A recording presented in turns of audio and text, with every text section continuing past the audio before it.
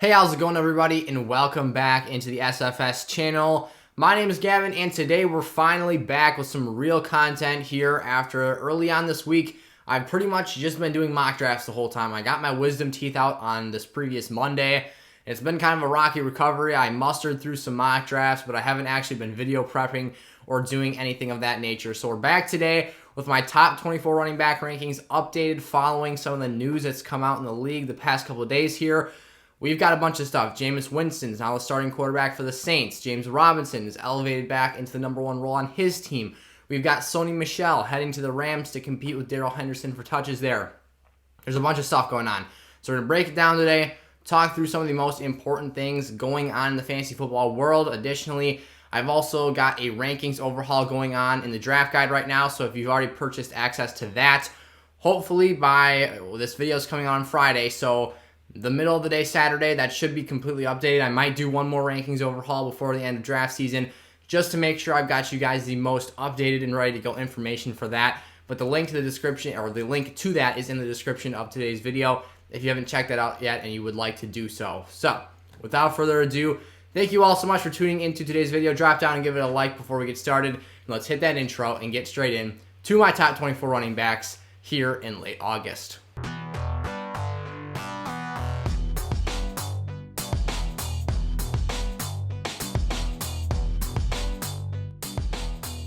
Alrighty, as I mentioned in the intro, it's been a while since we've popped into the SFS player database here and video prepped and done some content here. So I'm excited to get things going today. We're starting with number one, and we're moving all the way back to the 24th running back draft position that I have here.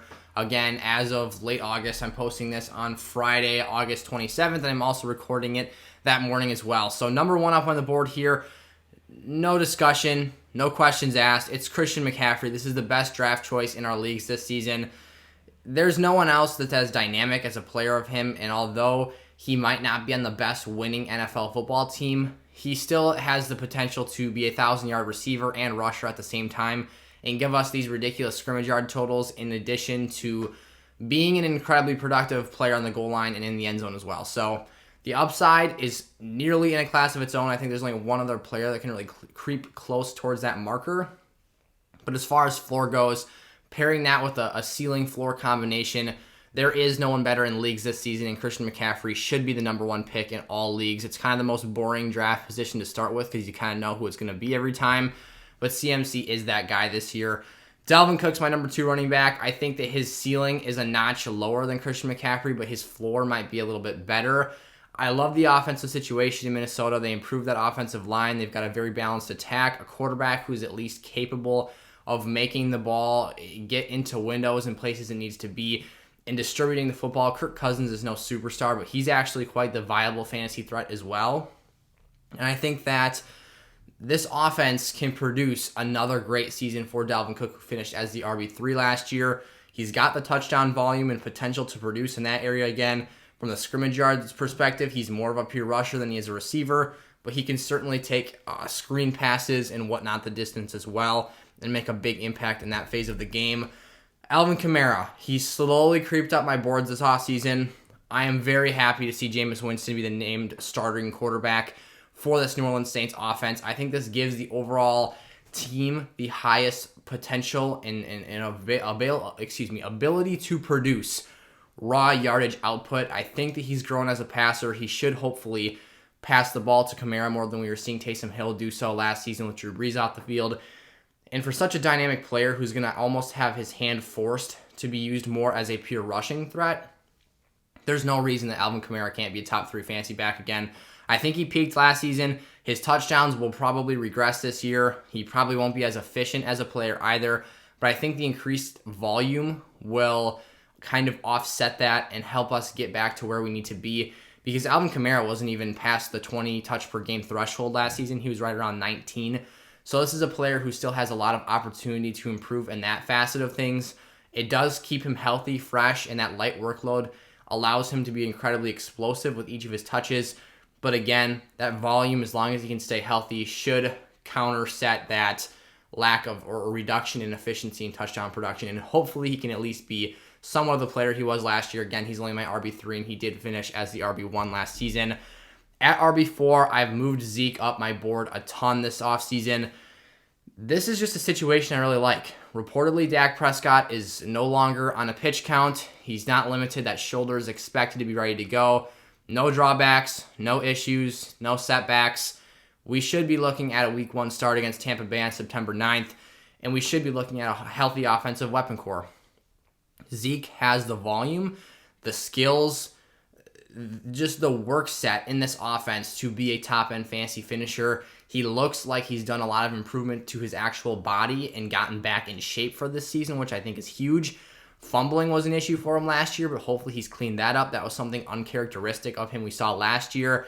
I just think when you take into consideration the pass-catching role he had with this team last season with Dak on the field, in addition to getting a healthy offensive line that hopefully will not get tattered by injuries again, the fact that the Cowboys should at least be a better football team. They have the second easiest schedule in the NFL, not necessarily in terms of opposing rushing defenses, but in terms of the competition they're going up against. Hopefully they can lead late in games, finish the thing off, feed Zeke, and win these big games.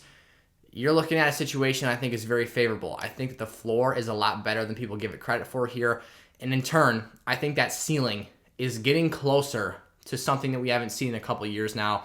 If Zeke can do his part as a player to bounce back, the situation has done its part to bounce back as well, which in turn will make a massive impact on his overall fantasy year.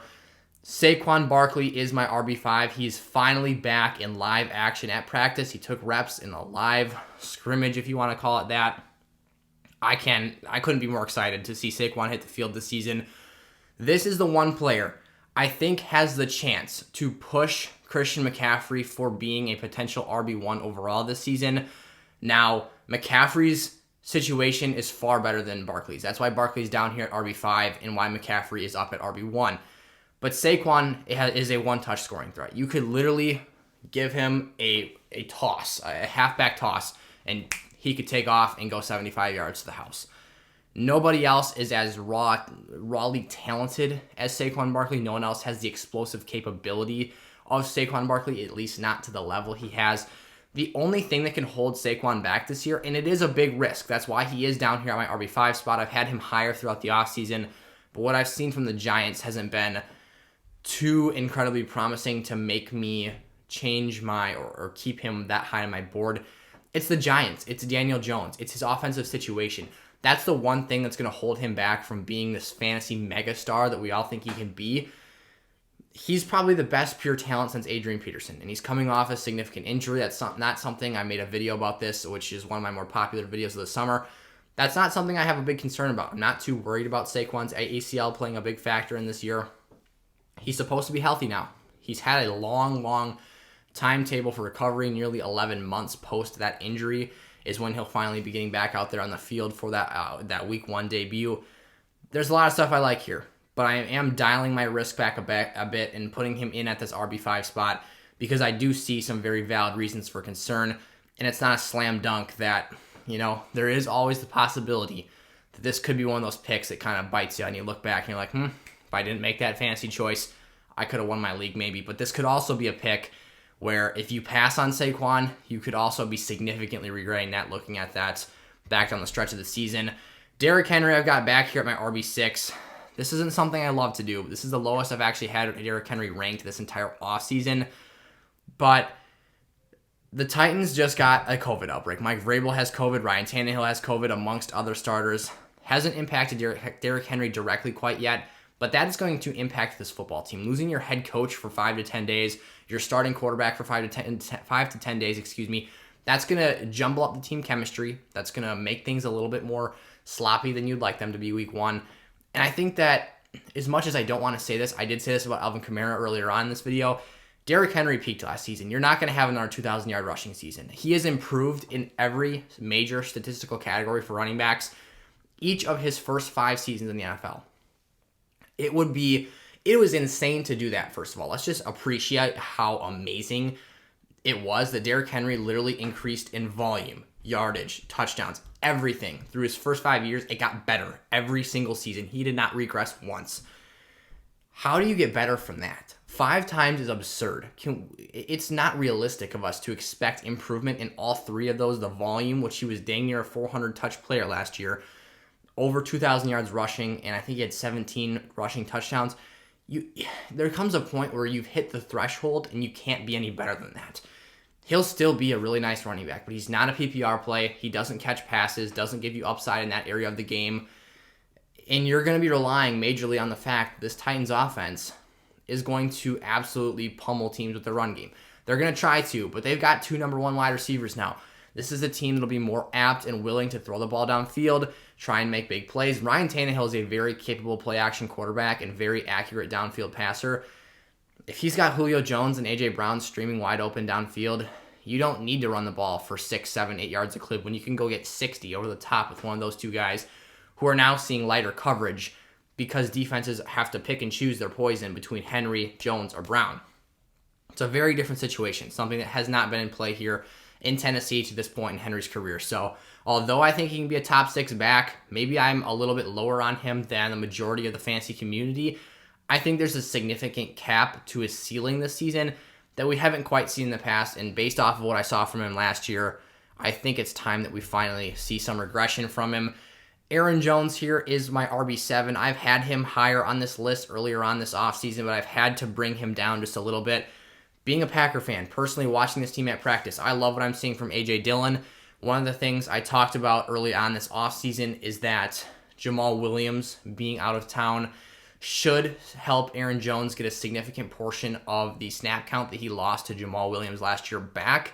Jamal was actually on the field for 40% of plays. That's a lot for a handcuff running back to be out there, and Aaron Jones was only on the field for 52% of the Packers' offensive snaps. So that's a pretty low and light count, considering he is one of the tier 2, like some semi-premier running backs in fantasy football. I thought the passing volume was a shoo-in.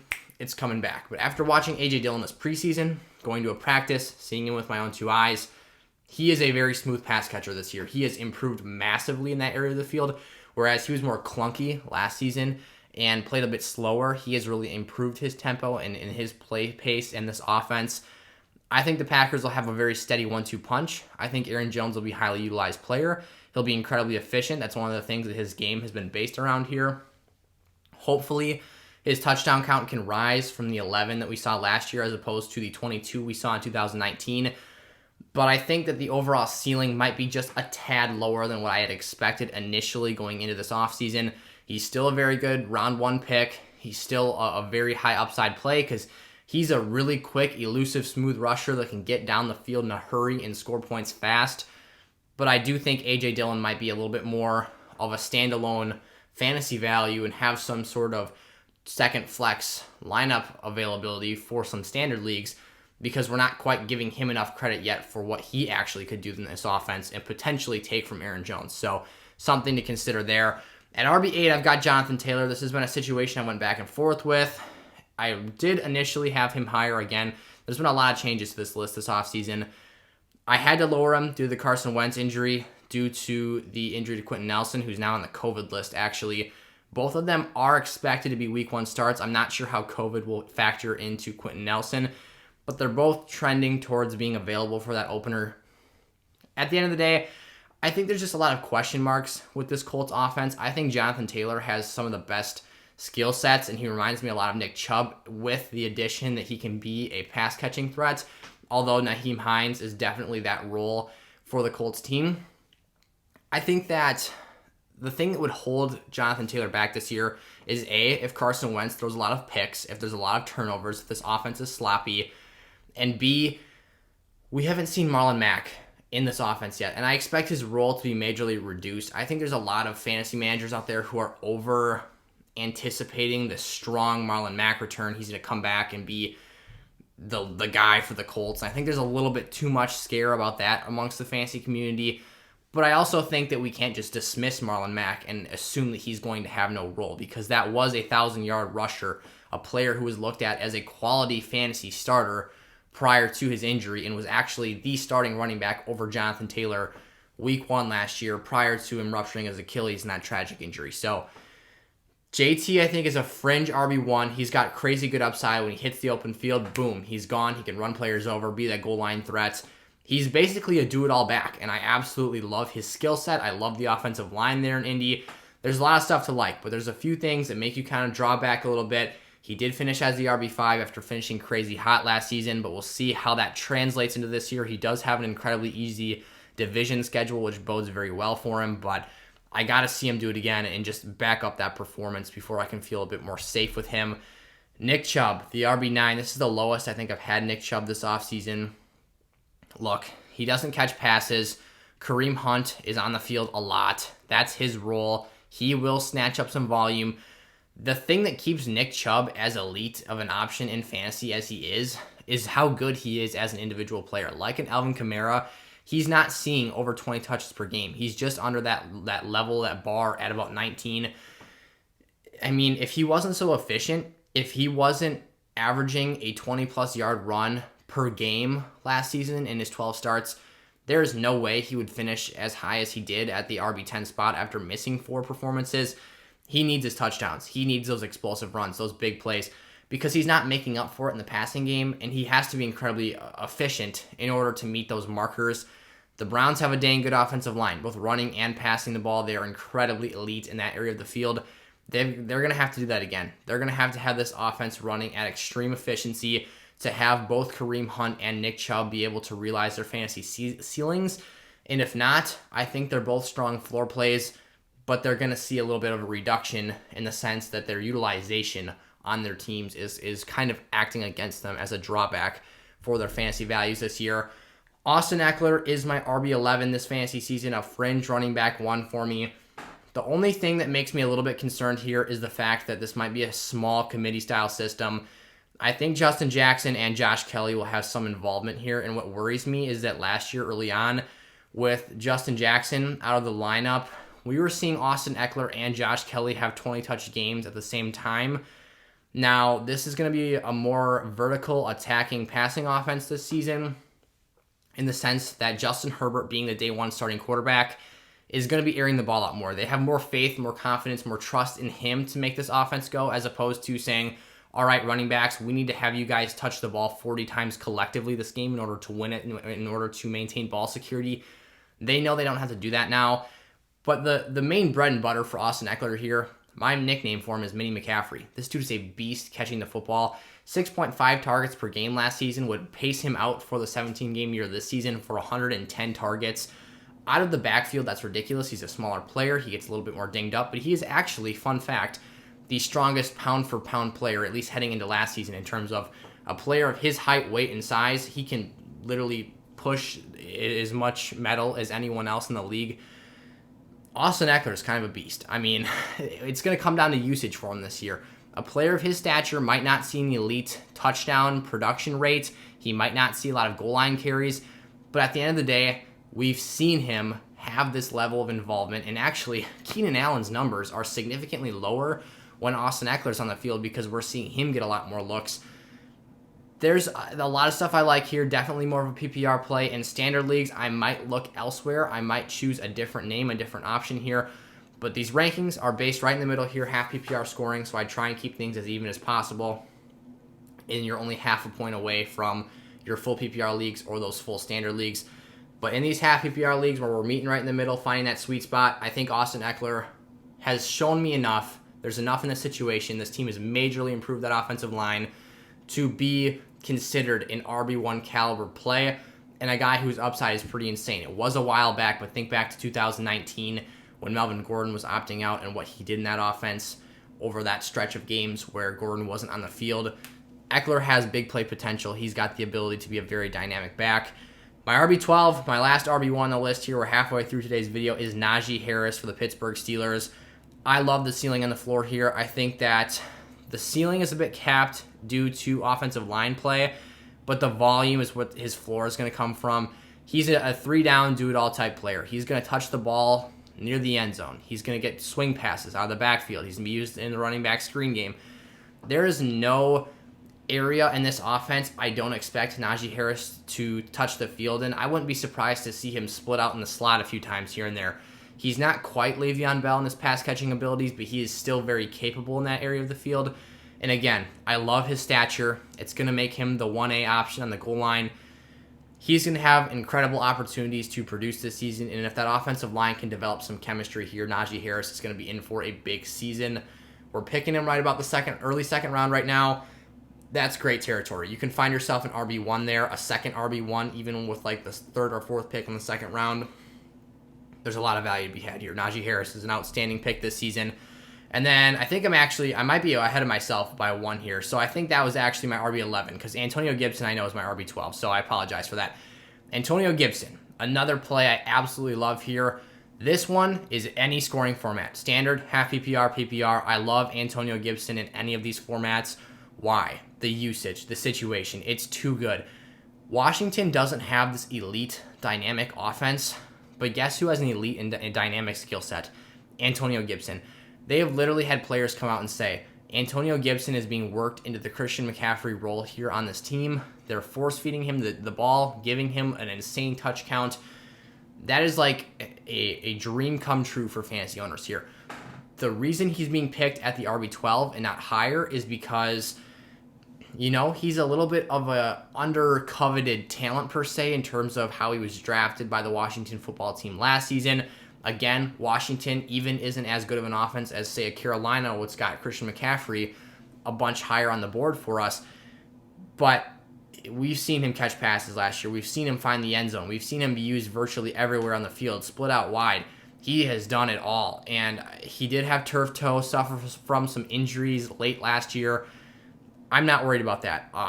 The handcuff situation for Antonio Gibson is a bit shaky. It's a bit odd this year, considering that his primary backups are more niche players, like a J.D. McKissick is more there just to catch passes and whatnot. And I would say, barring injury to Antonio Gibson, there isn't a great option to come in and soak up that workload for you. But man, if he's out there, Gibson is going to be a beast this season. I absolutely can't get over how good of a pass-catching upside he has. And the fact that he can also run the ball as well and be productive in that area of the field is extremely, extremely favorable for fantasy owners this year. So here we go. Now we're into my RB2s. J.K. Dobbins, my running back 13 here. Another player. We're talking about guys like Nick Chubb and Alvin Kamara who don't have this crazy elite volume that we get exposed to. That's something that makes us feel really good about players' fantasy floors. But what J.K. Dobbins does to put himself in the conversation is he is insanely efficient. He scores a heck of a lot of touchdowns. That's not something you like to project year over year. But the Ravens are the most rushing-happy offense in the league in terms of what they do with Lamar Jackson, J.K. Dobbins, and Gus Edwards on a combined basis. These guys are involved a lot. They get down the goal line. Their offense is always moving forward. And Dobbins, Edwards, and Jackson, I expect to all have healthy shares of that rushing touchdown total this year. So it's not something that is a shoo-in for 15 rushing touchdowns, but maybe, whereas I believe he had 8 last season in just a handful of starts, maybe he gets you 12 through the entire year this season and has more extended opportunities over the course of the season to have starting games, produce those explosive touches, and rack up more yards, which is where he really wasn't all too impressive last year because he wasn't the starter for most of the season. So you're banking on big plays here, the ability to maintain a level of efficient touchdown production, and the fact that this dude is just a very good talent in an offense where he might not even be the number one threat the defense is watching when they run a zone read option. Teams are, I don't think it's too crazy to say, they might be more keyed in on stopping Lamar Jackson from pulling that ball than they actually are from J.K. Dobbins keeping that ball and potentially getting that lightning speed out in the open field. Pick your poison. Which one do you want to zone in on? The defensive end's going to have to make a choice. If I was the D end, I'd probably make sure that Lamar Jackson couldn't pull it and keep it. So I think that means a lot of quality opportunities for J.K. this season, and hopefully he'll be able to put up these monster numbers that I think he can. But again, this isn't a player who's probably going to crack 20 touches per game. I think we'd be happy between 17 and 19 touches on a per-game basis for him this year. Joe Mixon, this is one where we do get that elite volume finally. But the issue here is just the lackluster performances. He has been hurt more often than not. He's had more games where he's finished with RB3 or lower numbers. It just seems like Joe Mixon's always letting us down. And when he's on the field, and we saw him have multiple 30-plus touch games last year, it seems like this can't get any better. And then just like that, he's either injured, he's got something going on off the field. The Bengals don't have the best offensive line, so he can't be incredibly efficient. There's just too much working against him for me to consider him an RB1 this year. I do love him as a talent. I think that he has the opportunity. He was averaging, I think it was 23.3 fantasy touches per game. So that's both rushing and receiving combined. That is a very steady, very high touch count. That's elite volume. That's only just behind. We're talking about Derrick Henry, Dalvin Cook, Christian McCaffrey. That is right up there in that top-end class of volume production. But the actual yardage and the output we're getting from those numbers isn't all that fantastic. This is also kind of an air raid team. Zach Taylor throws the ball a ton with Joe Burrow. Maybe they try to go more back to a balanced look with Burrow returning from that injury. But this offensive line didn't get miles better this season. They got a little better, but I wouldn't say they got exponentially better than they were last year. They did bring in, I believe, a right tackle. Then they drafted a guard. But other than that, you're looking at pretty much the same guys you were working with last year. I just think that there's a lot of risk played into Joe Mixon this season. And there's a lot of people that will advocate for him to be somewhere in that RB10 to 11 range. But for me, I'm more than comfortable keeping him down here at the RB14 spot. I think that the upside isn't so elite that it makes him unpassable for me on my draft board. And that floor, although the volume might make it look like it's awesome, isn't quite where I'd like it to be at either. So there's definitely the potential to have a fantasy stud here. But at the end of the day, for me, there's just a little bit too much I don't like. My RB15, James Robinson, moving right into this part of the situation here from last week. Sucks to see Travis Etienne go down. That's not something I ever want to see. I don't like seeing players get injured. I was really excited to actually figure out what the heck his usage was going to be in this offense because I didn't expect him to be a full-fledged RB1 who's getting the volume, the production, the receiving and rushing volume. So then I kind of wondered, well, is he going to be this more split-out wide back that Urban Meyer uses as a pass catcher? What does that mean for James Robinson? Blah, blah, blah. Well, now I think it's pretty safe to assume that James Robinson's going to go back to a very similar role that he had last year. And at face value, that doesn't sound too amazing because the Jags' offensive line is pretty abysmal.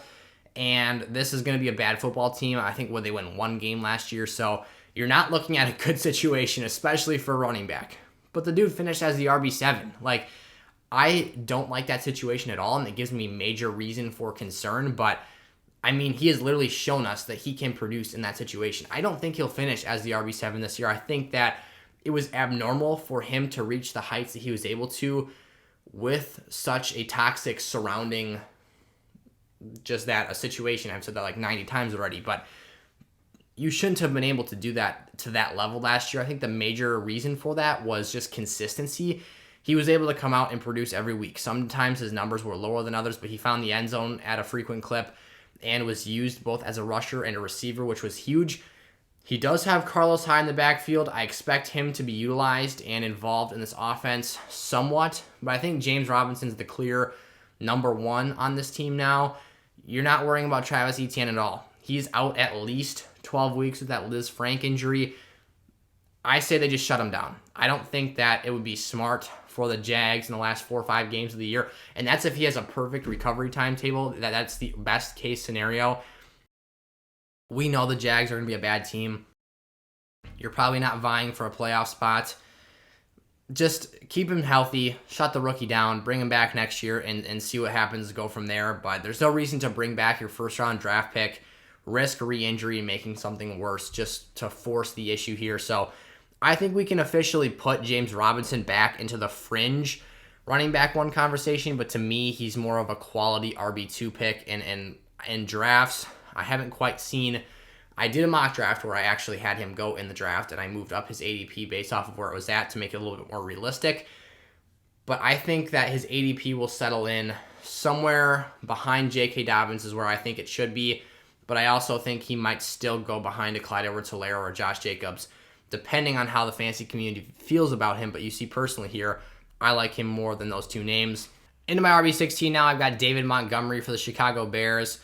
This is a situation where, as opposed to some of the other names on this list, I think Montgomery actually has the chance to outpace the other running backs, or at least a large handful of them going before him in terms of overall production that he has. That usage rate I expect to be higher than some of the other names in this list.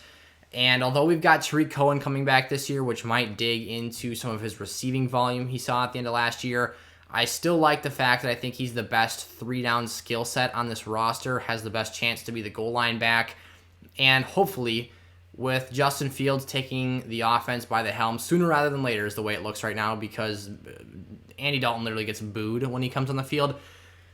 There should be an increase in overall offensive production ceiling, which should hopefully translate into more goal line touches, more red zone opportunities for this offense as a whole. And that'll just help all these players' numbers increase and rise. So, I mean, the situation, the build for Montgomery, what he actually presents to us as a talent is fantastic. It's going to be a matter of putting everything together here, getting this offensive situation intact, finding a clean offensive attack for every game, a game plan, and Matt Nagy actually sticking to what he says, and that's wanting to get Montgomery a workhorse 20-plus touch per game share of that offense. So he can do it. It's just going to be a matter of Nagy putting his money where his mouth is and actually letting Montgomery produce on his own. At the RB17 spot, I've got Chris Carson of the Seattle Seahawks. This has been one of the more underrated players this offseason for me. There's not too many players that have had better volume the last 2 seasons and have put up the touchdown counts that Chris Carson has on a consistent basis. And last year, he showed the ability to be used as a pass catcher. Now, he's not some elite, dynamic player out of the backfield in terms of being this Christian McCaffrey-esque receiver, but he was stretching the field, running wheel routes, seams, and scoring touchdowns in the end zone off passes from Russell Wilson. So that was very encouraging to see. I would not put him in this elite tier of offensive running back route runners, but he can certainly get the job done there. Again, he's got that size, that frame to be the 1A back on the goal line here. And for the Hawks that would probably like to get back to more of a balanced attack this year, they've talked about that, and wanting to put less pressure on Russell Wilson, the run game with Chris Carson is a big way to do that. So I like his volume, his usage ability, and all that when you combine that into his fantasy situation this year. Darrell Henderson, I actually did not move down my board just yet. I tried. I thought about it. I thought some more. But when I looked at the other running backs behind Darrell Henderson, this is my RB18 spot for reference, I just couldn't do it. There was too much other risk, too much other things with these other players that I didn't like in their fantasy situations that made me incapable of sliding him backwards, because I think even increasing the competition, behind him, this is still a quality fantasy running back situation, a good offensive line, great play calling, good play action pass game, very balanced offense, improved quarterback play. I can go on here. Sony Michel will come in here and have some sort of role, and they didn't just trade for him not to use him. They didn't give up too much, which shows me there's no strings attached really. They're not going to be overly committed to him, but I think Darrell Henderson will have a fair shot to be the first option for this offense. He may not see a 20 touch per game volume rate, but Sean McVay said he's going to be very involved in this offense. I think Darrell Henderson can come out here and be a quality RB2. That's what I have him rated as here, a middle-of-the-pack running back 2. The upside isn't too elite. Obviously, we'd much rather have Cam Akers out here for us, but it's still a situation where I feel better about him than the other names that we'll get into here in a second, and I think it's very obvious why that should be. But until Henderson either gets injured, produces wildly inefficiently, and is just a major disappointment, there's no reason he can't be the starter for this Rams offense, a fantasy running back 2 starter for a lot of teams. And I just think that there's still a lot to like here, despite the fact that he does have more competition. We've seen this in the past. Teams will trade for a player, lightly use them. I think it has more implications, actually, for a Ramondre Stevenson in New England than it might have for Sony Michel headed to Los Angeles. So, kind of a wishy-washy situation for now. We're not really going to know or see until that Week 1 game what the actual usage and involvement will be for Henderson in this offense, but I think it'll still be pretty favorable for him. He's still the lead guy in my opinion, and until, again, we have reason to believe otherwise, Darrell Henderson is the top dog for that Rams offense. Clyde Edwards-Helaire, this is the highest I've had him rated on my boards all season. There's going to be some of you who are looking at this thinking I'm crazy.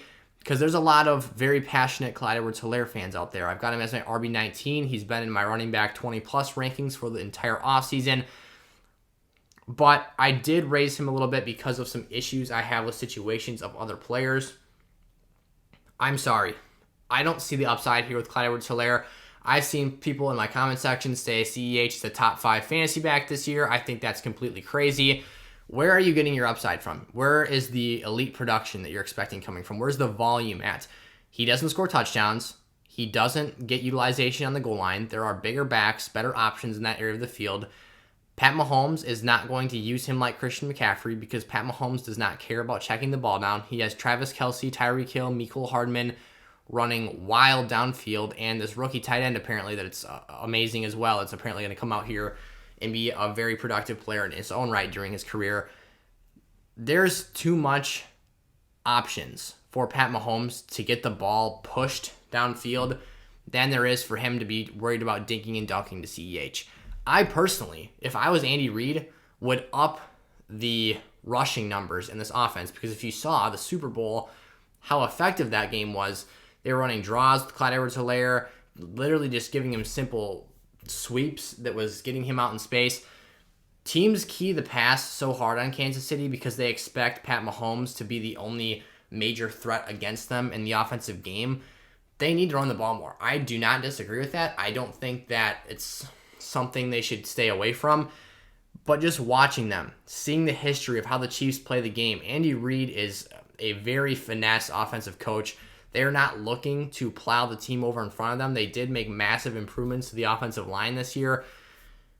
But again, Clyde also doesn't have the frame to be a workhorse running back. He's just too small. He won't hold on. He's going to have durability concerns, to be quite honest, if he sees a 20 touch per game workload, which watching week 1 against Houston last year, I was like, dang, this dude's a monster. This is going to be a great offensive situation. And then I'd see him get down to the 1 yard line against the Texans defensive front and just get stymied. And he would just get blown up. I think he actually found the end zone like once on 5 or 6 goal line carries. And after that point in the season, he really wasn't utilized in that area of the field again. He didn't really see too many other games where he had this elite volume. And he can be a very nice RB2 in PPR formats. I think he can be a very quality floor play because he still will catch a few passes per game. He still will have 12 to 15 touches on a per game basis. But when you take away the touchdowns from me, I'm expecting under 10 total for the season. I would say his ceiling is probably 10 touchdowns. I don't see where this elite upside comes from. I don't see how we consider him an RB1. I don't see how he gets into that territory. There's just something that is not currently present in his situation, which is that volume and that utilization on the goal line that has to become present. They have to completely change his usage in order to make him that type of player. So I'm out on Clyde this year. I don't own a single share of him this season. Sure, it could come back and bite me and be my biggest mistake of the year, but after watching the Chiefs last year and how they used this running back group, I don't have much confidence, much faith going forward that Clyde can be that guy for me. DeAndre Swift. So this is a player I would love to have a lot higher on this rankings list. And to be quite honest, I think he should be. But the dude can't stay healthy. And that's the biggest issue here. The Lions also stink. Their preseason games are a hard watch. I don't believe in the coaching staff there. I think it's a rough situation all around. But Swift, when you look at the capabilities he has as a 3-down player, a compact guy that can be used in the goal line, he gets out in space, he's shifty, he can put his shoulder down, stiff arm. The dude can literally do it all. But again, he can't stay healthy. He's iffy right now for week 1, apparently. He's got a groin issue going on. It seems like there's always something with him. Last year, there was a bunch of concerns and a bunch of issues with his health. And that kind of made you feel gross as a fantasy owner. So something I'm looking to stay away from a bit this year. Because I think that Jamal Williams is almost a must-own player if you're a DeAndre Swift owner in fantasy. Because you can't let yourself get into these situations where you're without a top 2 running back on your team frequently. Because I wouldn't be shocked if he only plays 8 to 10 games this year based off of how the rate of injuries that he suffers. Even if they're just 2 or 3 weeks at a time and not season-ending injuries, he's still getting banged up over and over and over again. So I have my issues, my reasons for concern. Again, I love the skill set. I think the usage in this offense would be fantastic if he could just stay out there, but that's clearly been an issue to this point. Gotta lower him down on my list. I've had him ranked ahead of Clyde Edwards-Helaire, but at least what Clyde gave me at a better and more consistent rate last season was availability. So the fact that I think I can depend on him in my lineup for more streamlined numbers raises him on my board over DeAndre Swift. And so that's kind of the reflection you're seeing there. Miles Sanders, this again, one of the most talented backs in the league in my opinion, but a bad offense, a bad team, a bad situation. The Eagles' offensive line seems to be in tatters at the end of every season, and it seems to just turn into a disaster by the year's end. We saw Miles last year have 70-plus carries. It was either 2 or 3 weeks in a row against the Ravens, the Steelers. I think it might have just been those two. And then he had one against the Saints as well, but that was weeks later. He's explosive.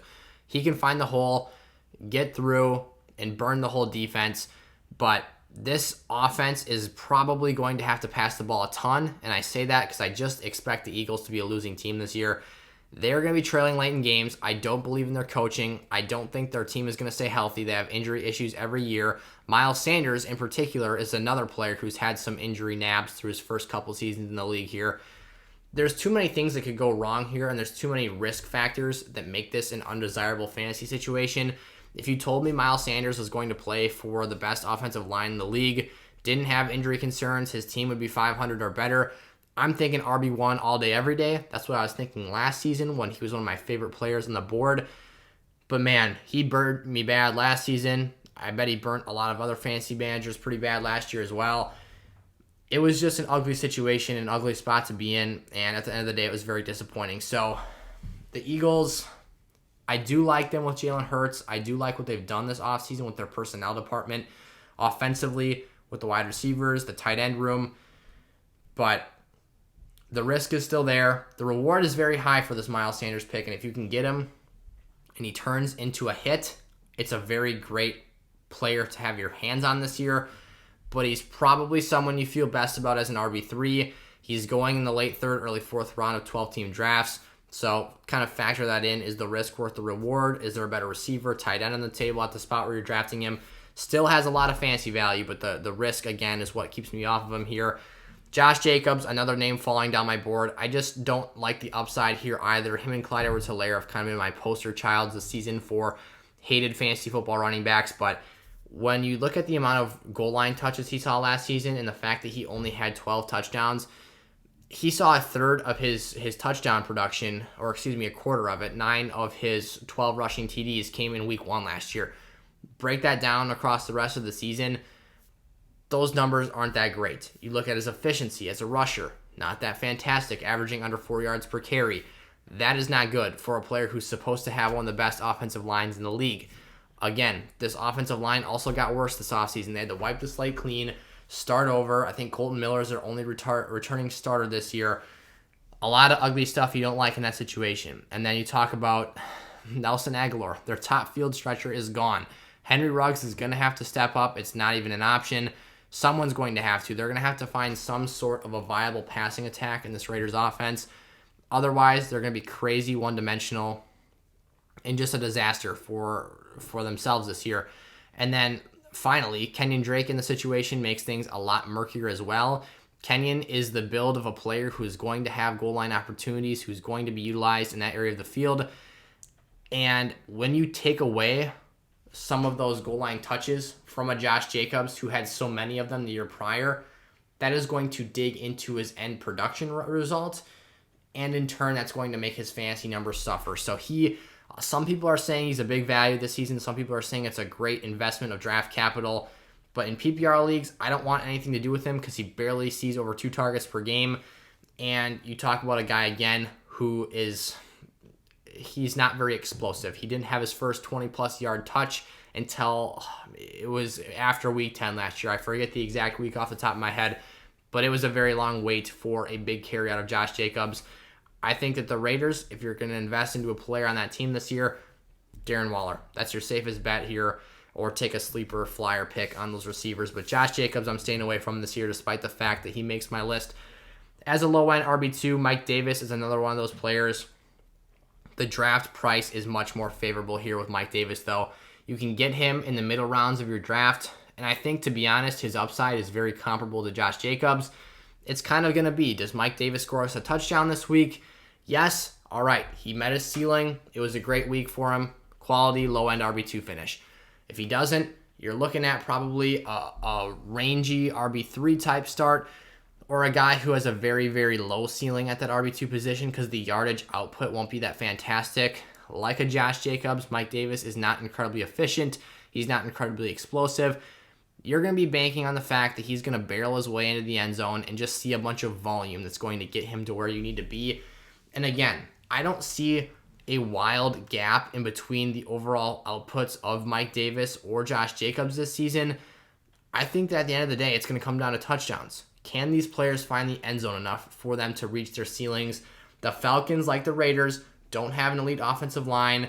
They don't have an elite run game, so they're going to have to find some sort of a Todd Gurley-esque usage where Mike can just fall in the end zone and be used there and get his fantasy output that way. But other than that, not too much to love about Mike Davis here. He can catch passes. I wouldn't say he's an elite pass-catching back, but it's at least part of his skill set. That's nice to see. This Falcons offense should be very good this year. And hopefully, if Mike can carve out a consistent role in this offense as a 15 to 20 touch per game player, there should be some value to be had here. And again, as a 5th or 6th round pick in these 12-team leagues, Mike has upside and potential to be a starter in some lineups here. And then last on the list, Raheem Mostert, my RB24 this season at the current moment in time here. Again, late August. I'll probably make one more of these in early September. The 49ers run game is so unique. It's so different from every other team in the league. We just don't see teams this dominant running the ball regardless of who the back is in the backfield. Raheem Mostert has the potential to break away and just score a massive rush on nearly any touch. And it's one of the weirdest stories I've seen in my time watching the NFL. He comes out of nowhere and all of a sudden is one of the most electrifying players in the game.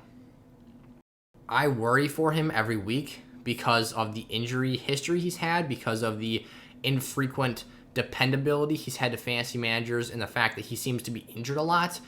And the fact that any 49er running back, in particular this season, Trey Sermon, can come in here at any time and snatch away this workload. But the ceiling for Raheem Mostert keeps him grasping on to this valuable fantasy role for us that we just can't let go of. Because if he's healthy, he's going to be out there and on the field making plays and producing for this team. He is that good of a player and of a ceiling producer. The floor is not good at all here. I don't love Raheem Mostert's floor at all. He's going to probably score you 4 points in a given week. If he hurts his ankle, stubs his toe, like, you're going to see you later. He'll be out of there and someone else will be in there cranking out those touches.